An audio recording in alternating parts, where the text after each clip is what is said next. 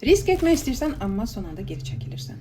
Yeni işə başlamaq, münasibətə addım atmaq, öz layihəni qurmaq, pul yatırmaq, ya həyatında hansı dəyişiklik etmək istəyirsən, amma içindən bir səs deyir ki, birdən alınmasa?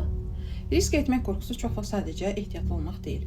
Bunun arxasında uğursuzluq qorxusu, özünə inamsızlıq, keçmişdə yaşanmış məyusluqlar, uğursuzluqları nəzarəti itirmək qorxusu və təhlükəsiz, komfort zonadan çıxmasam, heç olmasa zərər görmərəm düşüncəsi dayana bilər. Amma problem ondadır ki, insan daim təhlükəsiz olanı seçikdə istədiyi həyata doğru addım ata bilmir. Fürsətlər gəlir, amma tərəddüd edirsən, qərar verirsən, sonra fikrindən dönürsən, başqalarının etdiyini izləyirsən, amma özün başlayanda qorxu aktivləşir. Özünə bu sualı ver. Mən həqiqətən risk etməkdən qorxuram, yoxsa uğursuz olmaqdan qorxuram? Yanlış nəticədən qorxuram. Bəzən qorxduğumuz şey nəticə deyil, nəticənin bizdə oyadacağı duyğudur. Risk etmək hər şeyi düşünmədən hərəkət etmək demək deyil. Risk etmək qorxunu görsəniz belə onu idarə edərək addım atmaqdır. Əgər sən də qərar vermək, risk etmək, yeni addım atmaq qorxusu varsa, Günəş klubumuza sizi dəvət edirəm. Bu həftə bu mövzunu birlikdə çalışacağıq.